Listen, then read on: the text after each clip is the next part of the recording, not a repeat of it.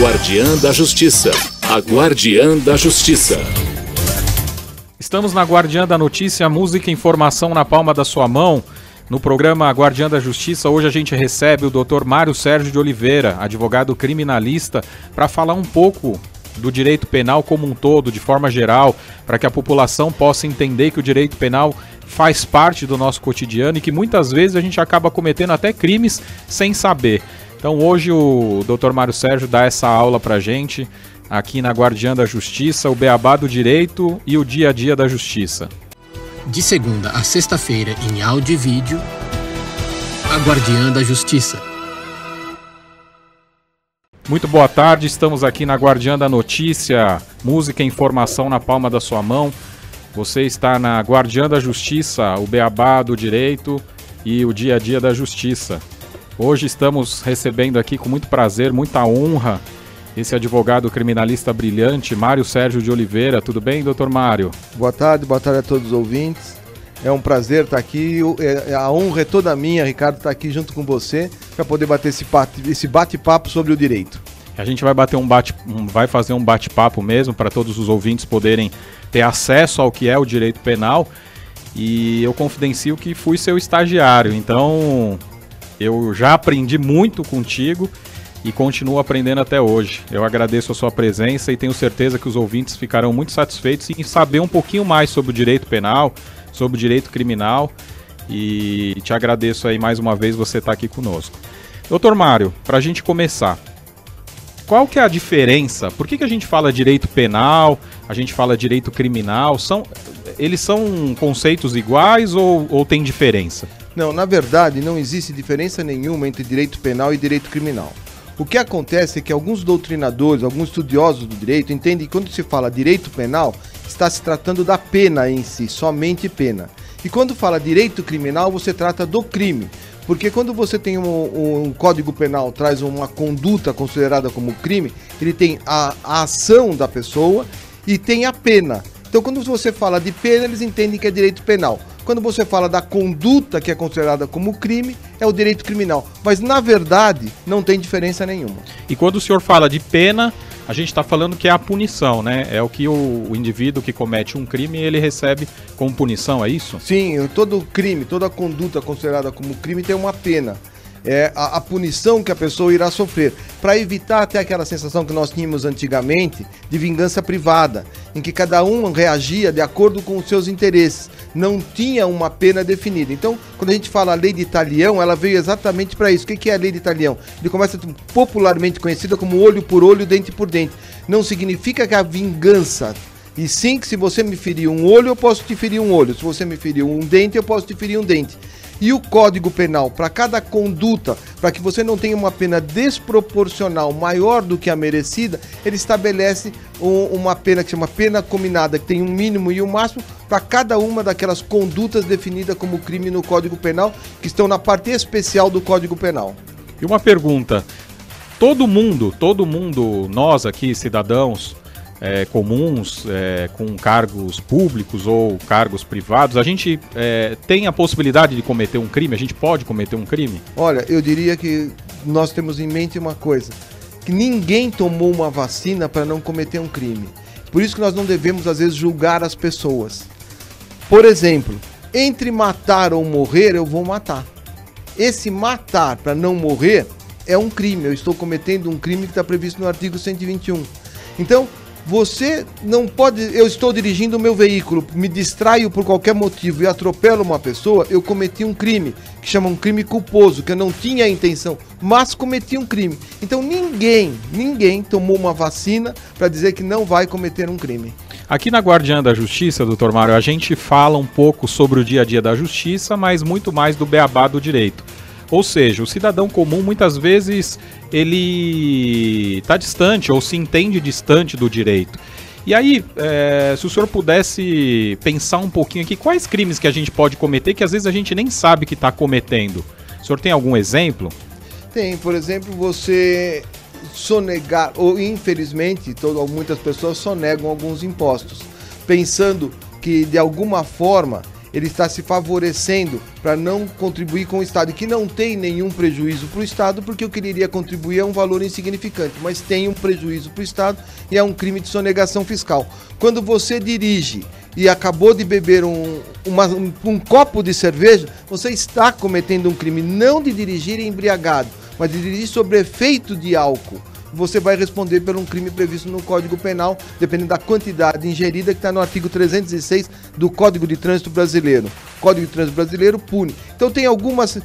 eu estou dirigindo, me distraio com uma pessoa que está atravessando a rua, ou com um rádio que eu quero mudar a estação do rádio, atropelo alguém. Eu não queria atropelar alguém, mas cometi um crime. Então, essa falta de atenção que muitas vezes nós cometemos pode acabar virando um crime. Muito bom. Acho que muita gente nem sabia que podia estar cometendo um crime e a gente acaba desconhecendo, né? Por falta de conhecimento, não sabendo disso. E o que é ser preso em flagrante, né? A gente ouve muito falar, o cara foi preso em flagrante. O que significa isso? Então, quando a gente fala prisão em flagrante, a pessoa está no ato cometendo o crime. O flagrante ele é dividido em algumas etapas. Então, vou explicar assim o mais fácil possível para que todos possam entender. Flagrante é como se fosse aqui no calor. Ele está cometendo um crime. A polícia chega e prende a pessoa naquele instante. A pessoa acabou de cometer um crime. Ela também vai ser presa em flagrante. Ou logo depois ela cometeu um crime e fugiu. Houve uma perseguição, alguém foi atrás, encontraram ela 3, 4 ruas ou algumas horas depois, ela vai ser presa em flagrante. O que as pessoas vulgarmente costumam dizer assim, se eu fugir 24 horas, não tem mais flagrante. Isso é uma bobagem, isso não existe. Enquanto existir uma perseguição, está em flagrante. A pessoa pode ser presa em flagrante, pode passar 1, 2 dias. Se a polícia estiver perseguindo a pessoa, ela vai ser presa em flagrante. E vamos supor que alguém tenha sido preso em flagrante. O que ele deve fazer? Qual é a atitude que ele deve tomar? É uma coisa muito importante. Primeira situação, chamar um advogado. Se ele não tiver condições de chamar um advogado, exigir a presença de um defensor público. Porque é um direito dele, nesse momento, estar acompanhado de um advogado ou de um defensor público. Para que ele possa ser orientado o que ele deve dizer, ou até mesmo se ele não deve dizer nada. Porque naquele instante em que ele cometeu o crime, ele está muitas vezes na ânsia de querer provar que ele não é o criminoso, que foi algum fato ocorrido isolado na vida dele. E acaba falando mais do que devia. E é importante estar acompanhado de um advogado ou de um defensor público para que ele possa acompanhar o que é que está sendo transcrito no flagrante. Porque muitas vezes ele diz uma coisa, querendo dizer uma situação, o escrivão entende outra e acaba colocando no papel outra situação. E o papel é frio. Quem for ler, interpreta aquilo que está escrito exatamente no texto. E ele pode acabar causando uma prova contrária a ele, que não era interesse dele produzir prova. Até porque ele não é obrigado a produzir prova. Se ele não quiser falar nada naquele momento, que não tem como nenhuma prova favorável a ele, ele não fale nada. É um direito dele se reservar o direito de permanecer calado. Vamos supor que ele não tenha condições de contratar um advogado, ou ele não tenha um advogado, ou ele não tenha o apoio da defensoria. Vamos supor que ele esteja ali preso em flagrante na delegacia e ele acabe falando por si próprio, até porque ele desconhecia que ele poderia ficar em silêncio. Vamos supor que naquele papel não esteja aquilo que ele queria dizer. Ele pode não assinar? Como que ele deve proceder? Pode sim, depois que ele lê, se ele não concordar com o que está escrito, ele não... Mas por isso que é muito importante, Ricardo, estar acompanhado de um advogado ou de um defensor público. Porque o fato dele não assinar, muitas vezes vão dizer que ele se recusou simplesmente a assinar, vão pegar 2 pessoas como testemunhas e vão fazer assinar esse termo que supostamente ele teria declarado. Ele estando acompanhado de um advogado ou de um defensor público, imediatamente ele faz uma petição informando por que ele não assinou, porque o que está redigido no papel não é aquilo que ele realmente disse.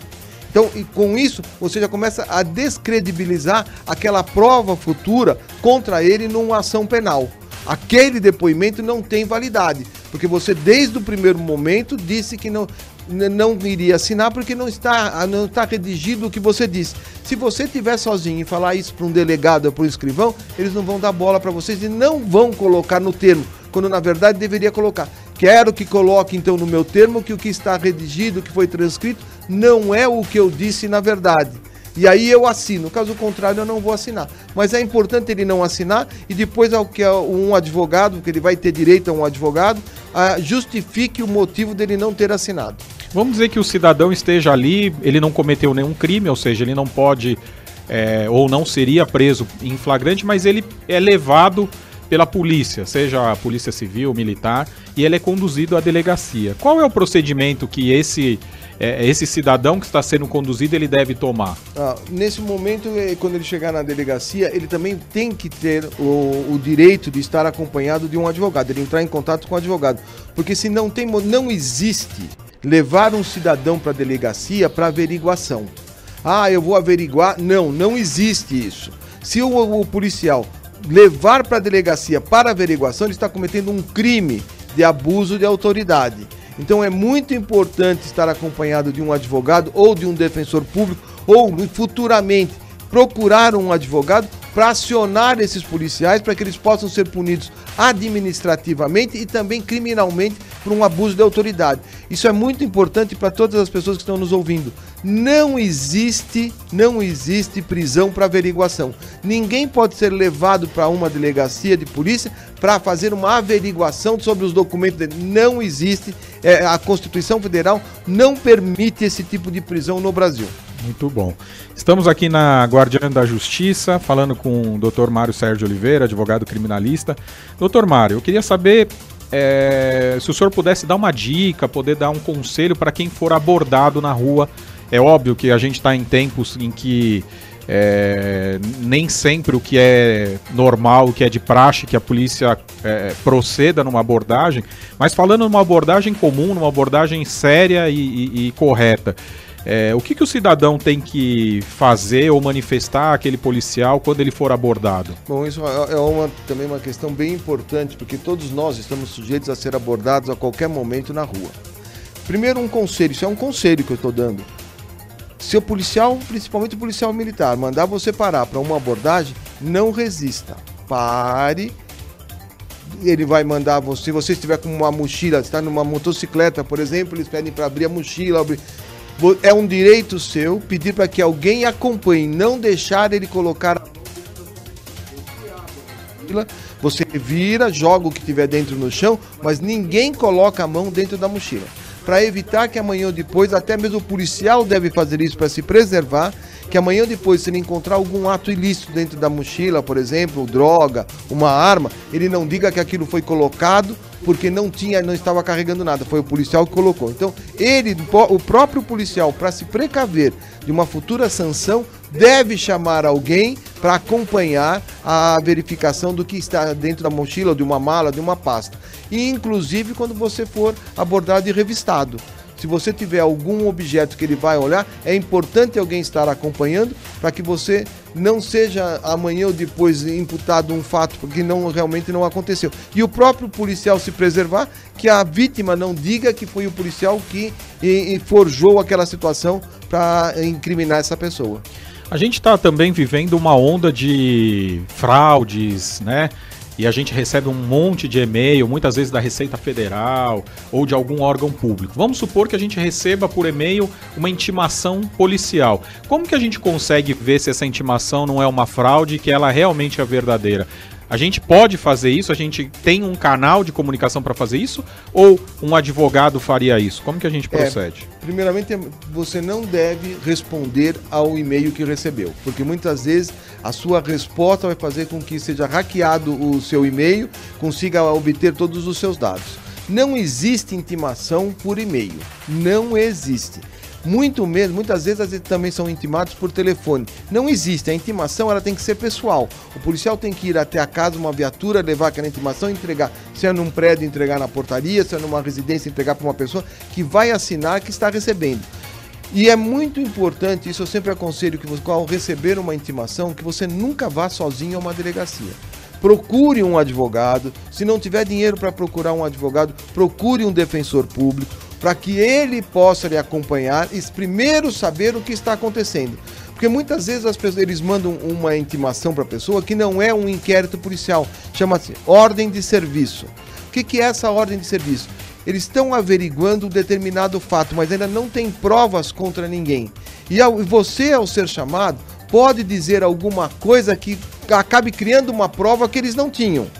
Então, o advogado indo primeiro vai saber o que está acontecendo, se foi instaurado um inquérito policial, ou se é só um boletim de ocorrência, ou se é só uma ordem de serviço. Se for só uma ordem de serviço, você pode chegar lá e vai ser orientado o que deve ou não falar. Mas muito cuidado para não ir sozinho. Muito bom. E quando eu recebo vamos dizer que eu recebo lá na minha porta um policial e ele me dá essa intimação, né? Esse convite para que eu vá até a delegacia. Eu sou obrigado a ir? Se você não for, você corre o risco de responder por um crime de desobediência. Inclusive, na própria intimação vai vir embaixo uma observação. E o que é pior, você corre o risco ainda, depois de ser intimado uma vez e não comparecer, uma segunda vez e não comparecer, eles mandarem fazer uma busca. Eles vão na sua casa, vão te levar uma condução coercitiva, chama uma busca pessoal. Vão pegá-lo, vão colocar no carro, na viatura e vão levá-lo até a delegacia. Então, se não for, não puder ir por qualquer motivo, justifique porque não foi. Novamente, deve procurar um advogado ou um defensor público para que ele possa redesignar uma outra data e que você possa ir sem nenhum problema. E qual é a área que o advogado, né, do advogado, eu procuro qual área, o advogado especializado precisa ser especializado, pode ser qualquer advogado, como que eu vou tentar identificar esse profissional que vai me acompanhar? Se é um caso em delegacia de polícia, eu aconselho sempre procurar um advogado especializado na área criminal. É lógico que nós temos alguns advogados que são aqueles chamados de generalistas e que eles atuam em todas as áreas. Mas quando você atua em todas as áreas, você não é especializado em nenhuma delas. Você tem um conhecimento básico das matérias, mas não tem a especialidade, não tem a vivência, não tem a prática do dia a dia. Então o ideal é que procure um advogado ou um escritório que tenha um advogado especializado na área criminal, que conhece qual é o trâmite, qual é o andamento do inquérito policial, para poder te orientar e fazer com que você não acabe cometendo nenhum equívoco durante a sua oitiva na delegacia. Vamos supor, o senhor falou aqui da Defensoria Pública, né? Que oferece inclusive um serviço jurídico gratuito. Por que oferecendo um serviço gratuito, eu tenho que contratar um advogado? Então, eu diria assim para vocês, olha, são dois pontos muito importantes. O defensor público ele presta um serviço excelente para a justiça. Não tem como você questionar o trabalho dos defensores públicos. O que acontece é que o defensor público, não existe uma quantidade de defensores públicos suficientes no estado de São Paulo para poder atender toda a demanda. Então, quando você precisa de uma informação, se você for até a Defensoria Pública, você não vai muitas vezes conseguir falar com o defensor público. Eu quero saber como está o meu processo. Ele não tem como te atender porque ele está fazendo uma audiência ou ele está fazendo uma petição de um outro processo e ele não consegue te atender. Já o advogado contratado, ele tem por obrigação de prestar essa assessoria para o seu cliente durante todo o período do processo. Se ele naquele instante ele estiver numa audiência, você pode ter certeza absoluta que terminando ele vai mandar ligar para você alguém do escritório ou ele mesmo irá ligar e lhe dar as informações que o cliente está necessitando. Essa é a grande diferença. Tanto que a Defensoria Pública não tem defensores suficientes, que a Defensoria acaba criando um convênio com a Ordem dos Advogados do Brasil para que os advogados atuem como advogados dativos, ou seja, o Estado paga um valor para esse advogado e esse advogado atua como se fosse um defensor público, porque não tem uma quantidade de defensores públicos suficiente para atender toda a demanda. Então, mais uma vez eu digo, se você tiver condições de pagar parcelado, dividido, contrate um advogado, porque ele vai te dar um atendimento pessoal. O atendimento da Defensoria Pública não consegue ser pessoal em razão da grande demanda que eles têm de processos. E a Defensoria também tem um limite, né? Você também, dependendo do seu rendimento, do seu ganho, você também não pode se utilizar do serviço, também tem isso, né? Sim, eles exigem, tem uma quantia que você exige. Algumas pessoas costumam estabelecer, é um salário mínimo, os 2 salários mínimos. Eu costumo dizer que não é assim que deve ser feito o cálculo. E sim é o que sobra da pessoa para ela poder manter com dignidade a sua família e ele também se manter com dignidade. Porque muitas vezes ele pode ter um salário que é um pouco superior ao salário mínimo, mas os gastos que ele tem com a família consomem todo esse valor e não sobra dinheiro para ele poder contratar um advogado. Então essa análise não pode ser criteriosa simplesmente no valor que a pessoa percebe como salário, e sim com o custo que ela tem na vida dela, com as despesas que tem. Às vezes tem algum filho especial que necessita de atendimento especial, tem um gasto especial, mesmo ele ganhando um valor que teoricamente seria bom, não sobra nada para ele poder contratar um advogado. E eu entendo que nessa situação deve sim a Defensoria Pública atender, ou então um advogado dativo, que são os advogados que estão inscritos no convênio da Ordem dos Advogados do Brasil. Muito bom. Mas vamos dizer que eu, teimoso, fui lá na delegacia sozinho e me imputaram um crime. O que eu tenho que fazer a partir de agora? Tá tudo perdido? Como que eu devo proceder? Não, nada. Tem que sempre ter em mente assim, que nada está perdido. Nesse primeiro momento que ele está imputando um crime, precisa ver se você está lá como averiguado, se você está lá como ou já foi indiciado. Se você está como averiguado, é que eles estão apurando ainda para saber se existem indícios de autoria e materialidade para que o Ministério Público possa dar início a uma ação penal. O inquérito policial não é ação penal. O inquérito policial é uma investigação para saber se existem indícios de autoria e materialidade e o Ministério Público possa oferecer a denúncia e dar início a uma ação penal contra essa pessoa. Então, se ele está como averiguado, provavelmente ele vai ser chamado mais vezes. Se ele já foi indiciado, é porque o delegado entendeu que existem indícios de autoria e materialidade suficiente, mas não significa que a pessoa está condenada. Porque toda a prova que foi produzida no inquérito policial, ela tem que ser reproduzida. Porque quando ela foi produzida no inquérito policial, não teve o acompanhamento de um promotor de justiça e de um advogado.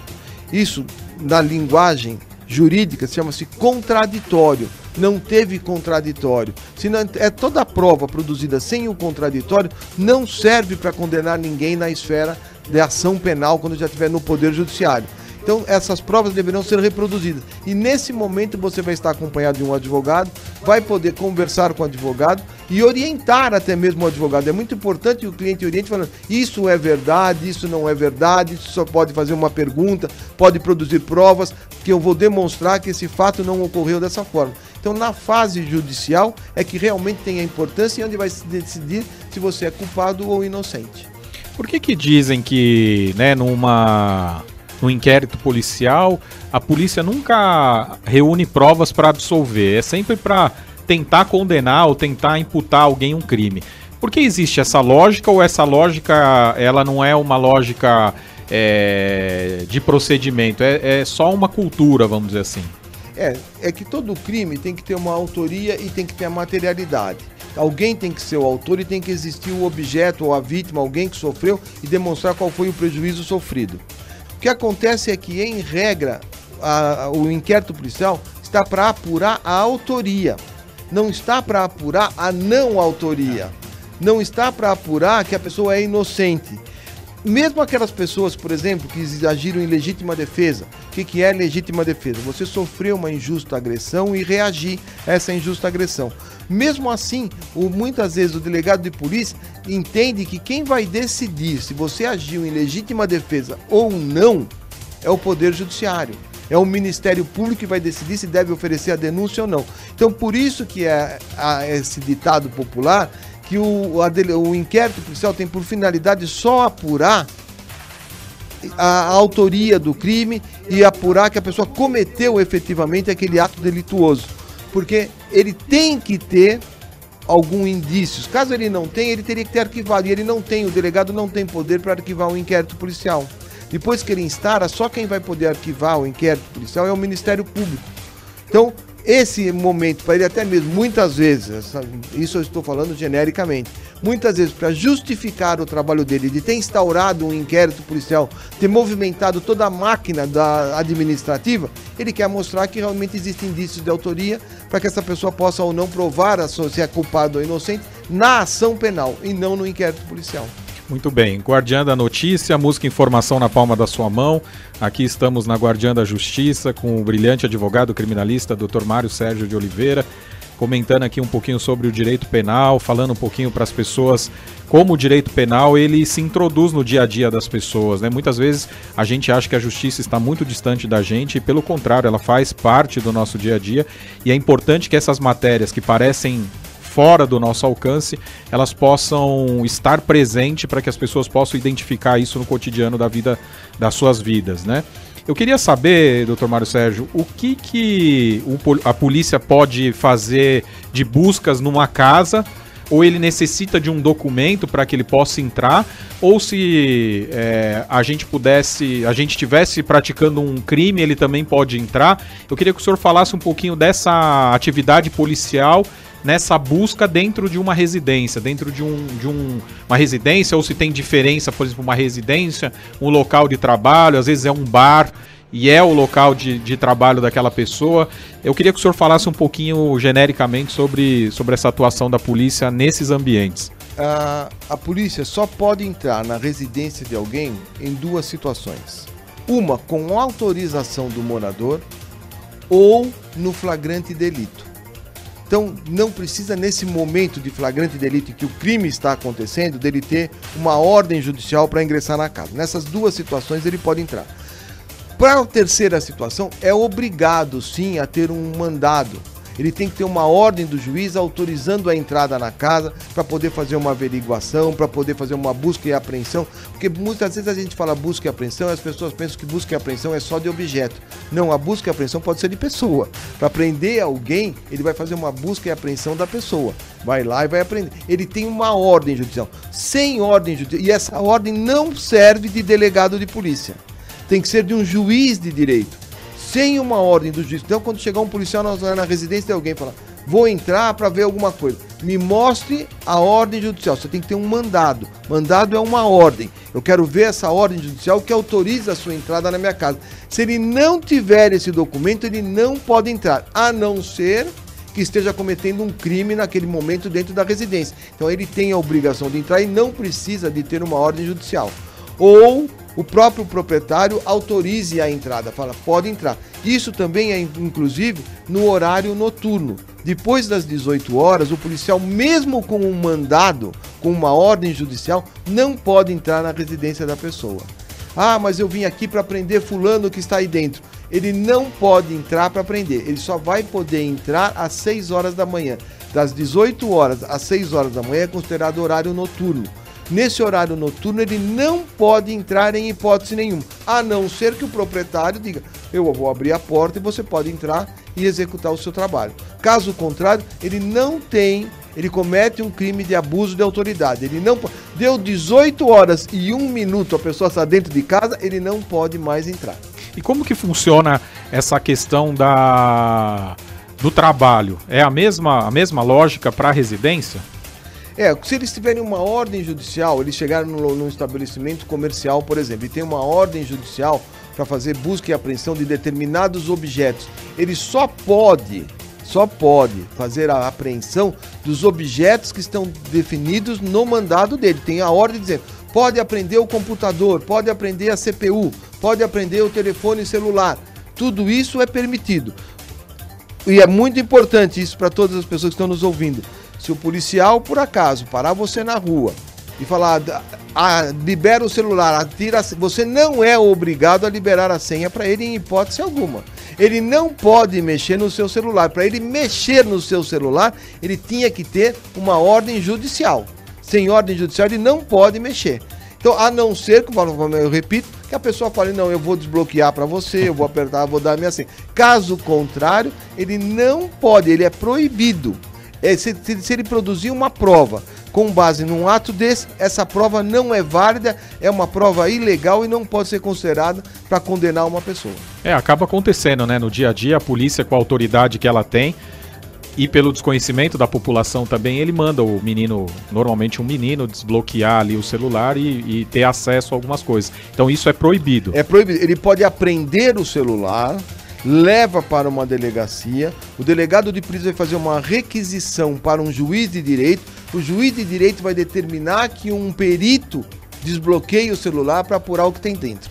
Ele não pode, de livre e espontânea vontade, pedir para que uma pessoa desbloqueie. A pessoa não é obrigada a desbloquear e muito menos ele pode mexer no celular da pessoa. Uma audiência de custódia, por exemplo, que dizem, né? Audiência de custódia. Quando que começa essa audiência? O que significa isso?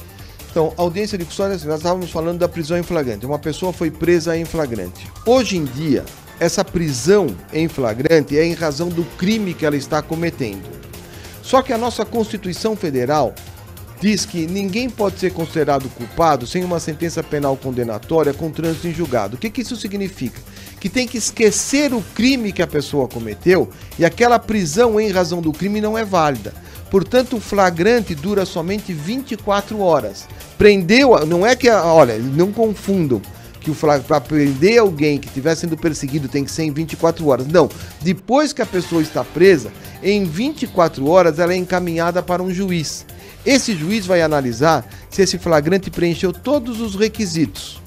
Ah, preencheu, vamos imaginar que preencheu, estava tudo certo, foi feito tudo correto. Esse juiz vai decidir se prende essa pessoa preventivamente, também chamada de prisão cautelar. Essa prisão não é mais em razão do crime.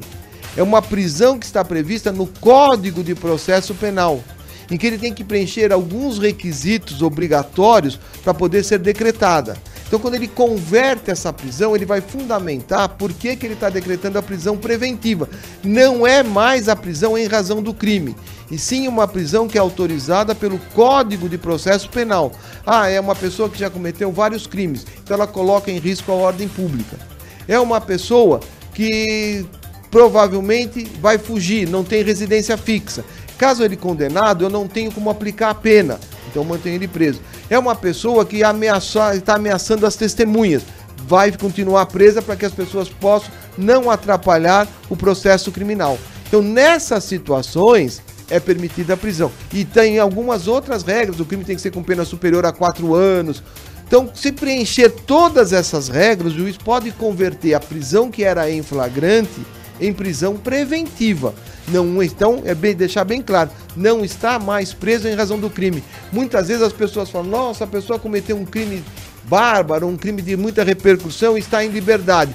Porque o juiz entendeu que ele não preenchia nenhuma dessas condições chamadas de requisitos para ser decretada a prisão preventiva. Ele pode responder o processo em liberdade, o que não significa que após ele ser condenado, transitado em julgado uma pena definitiva, que ele não vai ser preso. Aí sim ele vai ser preso em razão do crime que ele praticou.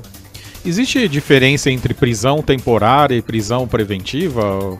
Existe. A prisão temporária, como o próprio nome diz, ela é temporária, ela tem um tempo que a pessoa pode ficar presa. Então, para crime comum, ela pode ficar presa de 5 a 10 dias. Nesse caso, terminado, vamos supor, foi 5 dias, prorrogaram por mais 5. Terminado esse prazo de 10 dias, não precisa ter uma ordem do juiz para soltar. O próprio delegado solta a pessoa, porque acabou a prisão temporária. A prisão temporária é para evitar que muitas vezes que a pessoa que está sendo investigada ainda, que ela não é indiciada, possa fazer desaparecer com as provas que existam contra ela. Então prende essa pessoa temporariamente, vai atrás dessas provas e aí depois você vai ou converter essa prisão temporária em prisão preventiva ou coloca a pessoa em liberdade. Quando é um crime hediondo é de 30 dias até 90. Terminado esse prazo, a pessoa tem que ser colocada em liberdade. Automaticamente. Automaticamente. Ou o delegado representa pela prisão preventiva e o juiz vai decidir se deve ou não prender a pessoa preventivamente.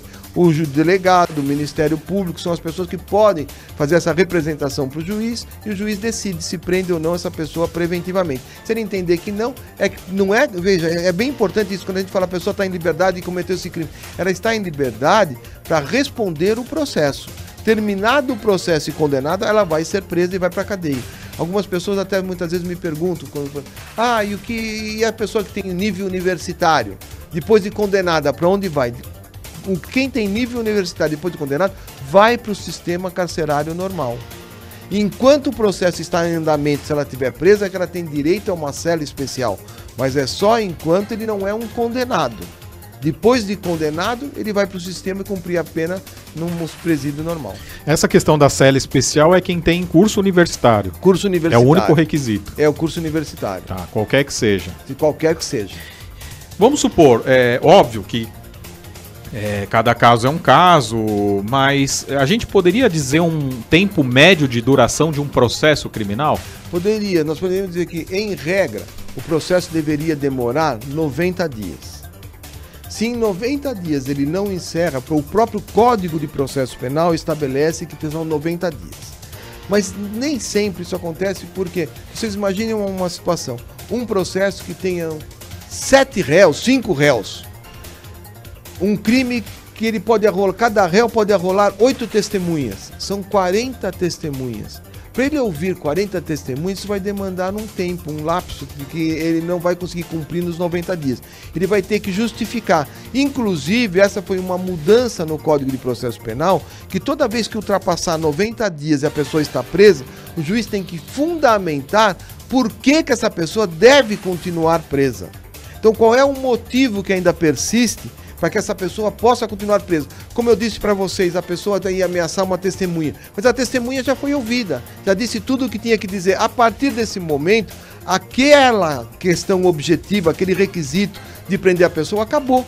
Não tem mais o objeto para determinar a prisão. Ele pode ser colocado em liberdade. Isso aconteceu, para quem lembrar, há algum tempo atrás, com o ex-governador do estado de São Paulo, o Paulo Maluf.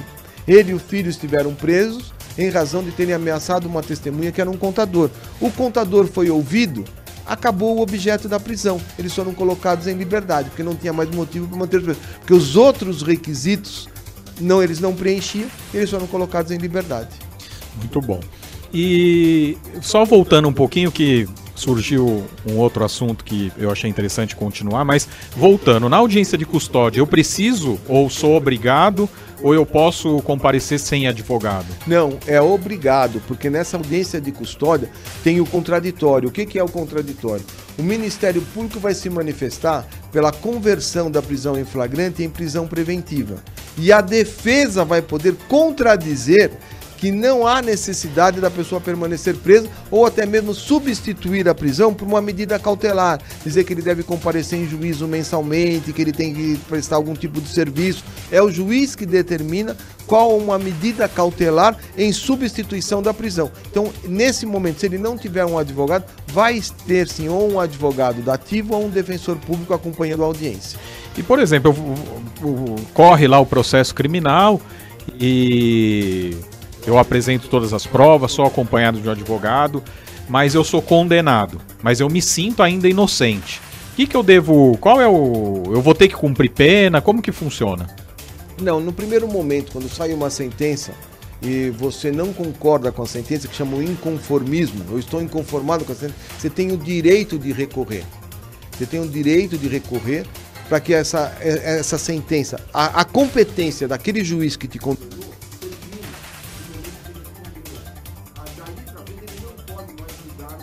não pode mudar a decisão dele. Mas um tribunal de justiça, que é um tribunal superior, que seriam as pessoas hierarquicamente superior ao juiz, vão fazer um reexame de todo o processo e chegar à conclusão se aquela sentença está certa ou está errada. Se eles entenderem que está errada, eles vão reformar a decisão para te absolver. Então você vai poder ter a possibilidade de novamente discutir todas as provas que foram produzidas no processo e demonstrar que você não merecia ser condenado. Então vai ter o reexame, que é feito por três juízes, 3 considerados chamados de desembargadores, que vão decidir se essa sentença deve ser mantida ou deve ser reformada. Muito bom. Uma dúvida, né, que passa pela cabeça das pessoas, no imaginário popular, até porque os filmes americanos retratam bastante o júri. Qualquer processo criminal, eu tenho aqueles jurados, eu tenho aquele júri ou não? São crimes específicos? Como que funciona? Não, tribunal do júri no Brasil, quando iniciaram esse tribunal do júri no Brasil, ele julgava todos os processos. Todos os processos eram decididos pela sociedade. Com a mudança do Código de Processo Penal e da Constituição Federal, hoje, só quem pode ser julgado pelo tribunal do júri são os crimes considerados dolosos contra a vida, que são considerados o homicídio, o induzimento, instigação ou auxílio ao suicídio, o infanticídio e o aborto. Esses 4 crimes dolosos, é que são julgados pelo tribunal do júri. Os outros não. Os outros são julgados por juízes comuns. O tribunal do júri é julgado pela sociedade. É a sociedade que decide se a pessoa é culpada ou inocente. Por isso que eles são chamados de juízes do fato e não juízes de direito. Eles só julgam aquele fato. Eles são chamados de juízes naquele momento. Naquele instante em que eles estão decidindo se a pessoa é culpada ou não, é que eles são juízes. Terminou aquele julgamento, ele não é mais considerado como juiz. E qual é a diferença entre doloso e culposo?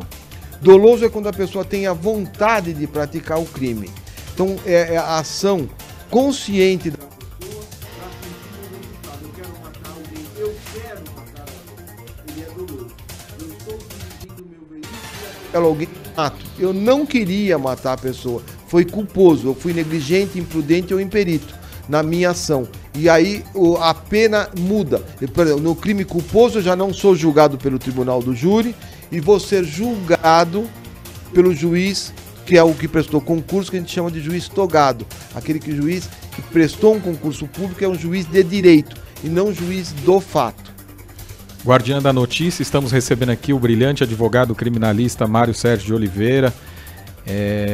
Doutor Mário, conta uma passagem, uma história, um caso que marcou o senhor, alguma coisa que a gente pudesse compartilhar aqui com os nossos ouvintes, para que as pessoas pudessem entender a dinâmica de ser um advogado criminalista. Eu tenho um fato que aconteceu, um caso concreto, que mexeu muito comigo. É um caso de um senhor que na época ele deveria ter aproximadamente 70 anos de idade e que ele só sentia atração por criança que aparentasse ter menos que 6 anos de idade. Foi condenado uma vez, cumpriu a pena, saiu. Quando ele saiu, ele tinha que trabalhar. O que ele fez? Ele comprou uma Kombi e foi fazer transporte escolar e novamente com criança. E novamente aconteceu o mesmo fato dele ter abusado dessas crianças. Nesse primeiro momento, quando a gente analisa o fato concreto, eu tenho certeza que muitas pessoas levam para aquela vingança privada e falam que essa pessoa teria que morrer. Durante a audiência, o juiz fez questão de ouvir uma das crianças, e eu até disse para o juiz que se eu fosse o pai da criança, naquele instante teria ocorrido um outro crime, porque eu teria matado ele ali. Senhores, imaginem uma criança dizendo para o juiz que o tio fez xixi branco na minha boca, com o pai junto na audiência. Então era um caso muito forte, que aquilo mexe. E eu falei para o juiz de excelência, se eu fosse o pai da criança, eu saía daqui algemado, porque eu teria matado ele nesse instante. Ao mesmo tempo, quando terminou a audiência e conversando com esse meu cliente, ele chorava e falava para mim: doutor, eu preciso de tratamento, porque eu quero abraçar meu netinho de 3 anos de idade e não ficar excitado. Então, essa é uma lição que eu levei para a minha vida, que apesar de nós termos essa vingança privada, nem sempre a pena é a melhor solução. Nesse caso, para essa pessoa, um tratamento para que ele pudesse conter o libido e não ter essa atração por criança é a melhor, até mesmo para a própria sociedade, porque pena a pessoa cumpre, e um tratamento, quando ele é considerado inimputável por ter uma doença mental ou semi-imputável, ele obrigatoriamente precisaria de estar ainda em tratamento. Só iria parar o tratamento e ser colocado junto ao convívio da sociedade quando uma junta médica dissesse que ele não oferece mais perigo para a sociedade. Então a pena ele cumpre. É o que nós chamamos de medida de segurança, que não é pena, que é um tratamento num manicômio judiciário ou num tratamento ambulatorial. Ele vai estar sempre em tratamento. Não volta ao convívio da sociedade antes de que alguém diga ele está curado, pode voltar ao convívio da sociedade, porque senão esses crimes vão continuar acontecendo. E foi um fato que eu levo para mim na vida, porque eu analiso que eu não consigo conceber que uma pessoa consiga ficar excitado vendo uma criança ou que consiga ficar excitado vendo o medo da outra. Então essas pessoas que praticam esse tipo de crime têm que passar por uma junta médica para analisar se ele é imputável, inimputável ou semi-imputável. Se ele tem uma doença, se essa doença é possível ter um tratamento para conter. Algumas pessoas defendiam que deve ser castrada, essas pessoas que cometem esses crimes de estupro. A nossa Constituição Federal não permite prisão perpétua. E se você castrar a pessoa, você está punindo a pessoa para sempre, para o resto da vida. Seria uma prisão perpétua. E eu, ao mesmo tempo, relembro, para quem às vezes não já passou, em razão do tempo, não tenha na memória, um caso de um senhor lá no Nordeste que foi acusado de ter estuprado 2 criancinhas, foi condenado a 12 anos, cumpriu 8, e depois de 8 anos apareceu o verdadeiro autor do crime.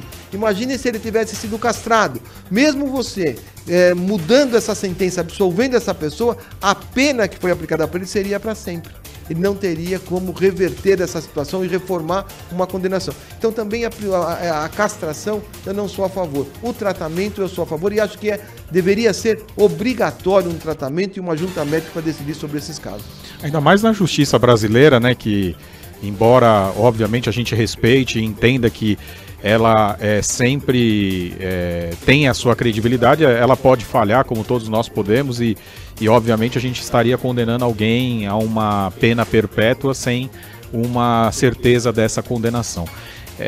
A gente diz que quando a conversa é boa passa rápido, né? E a gente caminha aqui para o fim, Dr. Mário Sérgio. Eu ficaria horas aqui ouvindo, para mim foi uma aula, tenho certeza que para todos os ouvintes também. Eu queria que você deixasse aí uma mensagem final, para que, ou deixasse uma dica para os nossos ouvintes sobre essa área criminal, alguma coisa nesse sentido. Olha, o que eu vou deixar é uma dica, principalmente agora nessa época de eleição, em que nós vamos poder eleger os nossos representantes, que simplesmente pena para as pessoas não acaba combatendo a criminalidade. Então vamos brigar, vamos lutar por nossos representantes com trabalho social, que consiga tirar essas crianças da rua, que é o futuro exército do crime, que estão abandonadas, que elas não têm nada a perder, quem não tem nada a perder, matar ou morrer é a mesma coisa, que a gente possa no futuro começar a ter uma devolução desse trabalho. Então, trabalhar, conscientizar que um trabalho social é o verdadeiro combate à criminalidade. Muito, muito bom. Uma aula hoje aqui na Guardiã da Justiça. Eu queria agradecer a sua presença mais uma vez, agradecer aí os ouvintes da nossa Guardiã da Notícia, dizer que todas as quintas-feiras às 12h30 estaremos com vocês, trazendo um pouco do beabá do direito e o dia a dia da justiça. Eu quero agradecer e desejar uma ótima tarde a todos. Muito obrigado. De segunda a sexta-feira, em áudio e vídeo, a Guardiã da Justiça. Você ouviu a Guardiã da Justiça.